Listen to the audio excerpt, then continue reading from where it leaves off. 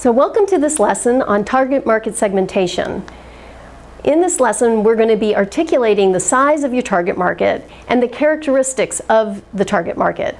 And then also looking at, for each of those target markets, what are the compelling reasons to buy or adopt your product or service, and what are some of the reasons why they might choose not to adopt your product or service.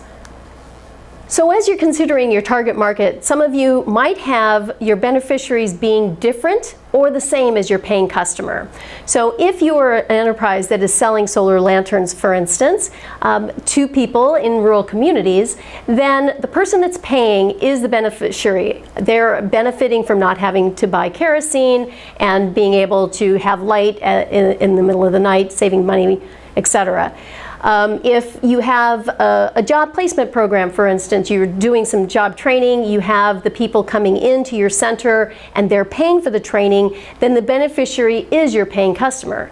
In other cases, your paying customer might be something like a government organization that is paying for solar lanterns or solar home systems to be put into communities.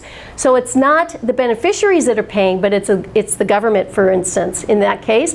Or some of you with mobile apps, you might have corporations that are buying advertising for to display on your app that might be going to pregnant women in rural communities.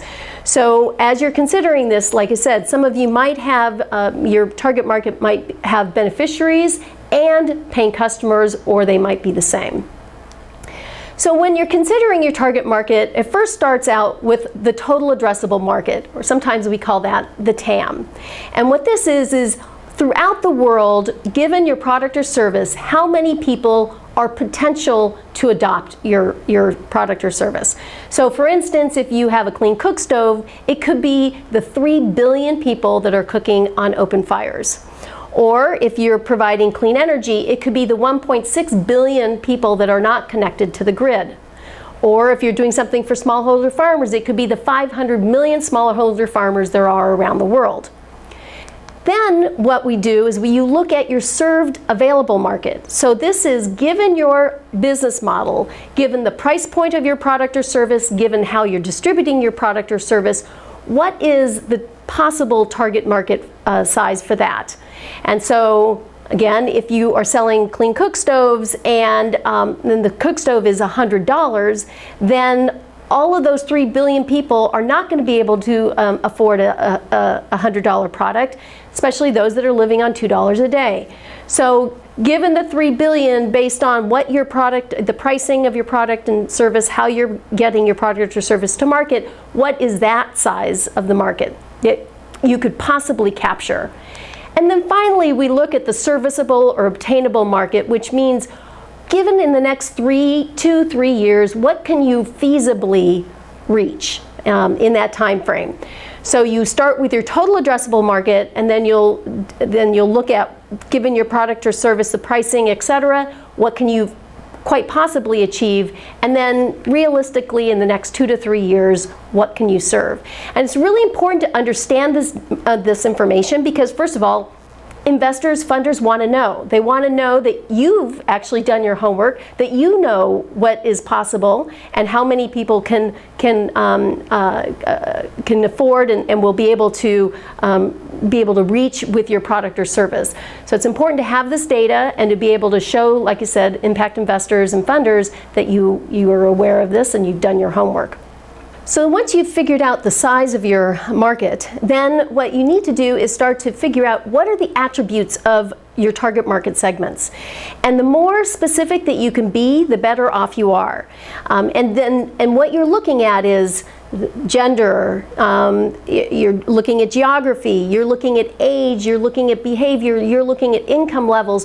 You're going to try to be as specific as possible in each of your target markets because this will help you and in later things that you need to do in terms of figuring out what are your messages to them, where do you reach them, all of those things that from a marketing perspective are really important.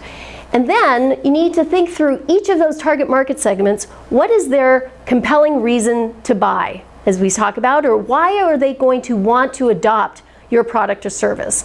And of course, there's the usual things that you think of. It saves them money, it saves them time, it improves their health, it improves their crop yields, things like that. But then also some of the things that you might not consider.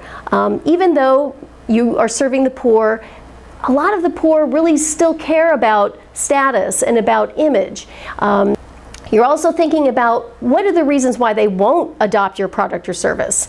And sometimes you'll hear that, sometimes the customers really don't understand the benefits. And so then you need to be able to go back to figuring out, kind of back to the drawing board, so to speak, to figure out, well, how can you more clearly define, describe the benefits for your customers to adopt your product or service.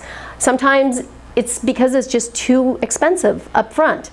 And so if that's the case, then you need to start to think about, well, how can you, if you can't bring down your costs, then how do you then maybe partner or do some other things in order to be able to help your customers adopt your product or service. One of the things we also see a lot of, and unfortunately we see a lot of this in Africa around clean energy products, is something that we call market spoilage. And what that means is that there have been products in the market before yours that were, quite frankly, poor quality. And so after a little while they stopped working, and so now all solar lanterns or all solar homes have a bad name because one was poor quality, and so stopped working after a short period of time. And so if you're trying to sell a solar home system into that market, then that's what you're going to be up against, is that kind of perception. So you need to understand that could be happening as well. And another reason that customers might not be able to adopt your product is something that a lot of organizations don't really think about, which is there's just too much behavior change that is needed in order for you to, or for them to adopt your product or service. So, and what you need to think about when you're looking at this is it's not just your product or service, but it's also the whole value chain. So for instance, if you're creating some super flour that has micronutrients that will help with babies' brain development, that's amazing, that's great. But now you need to convince people that are putting formulas together for babies to adopt your super flour, and then you need to be able to convince the stores to carry this product that has your super flour in it, and then you need to convince people to buy from the store that was built. And so there's just so much change that has to happen in that value chain that it can be really, really difficult for a customer to adopt your amazing product. So when you're looking at this, what's really critical is for you to be with your customers and spend time in the field with them, hearing what they say, listening to why they are willing to adopt, what's getting in the way of them not adopting. Get out into the field. You need to be able to hear that from your customer's point of view, and not just from what you think reasons for adoption and non-adoption are. So again, what you're thinking about here is the size of your total addressable market and all of that, and then thinking about your target market being as specific as possible around that and why they will adopt or not adopt your product or service.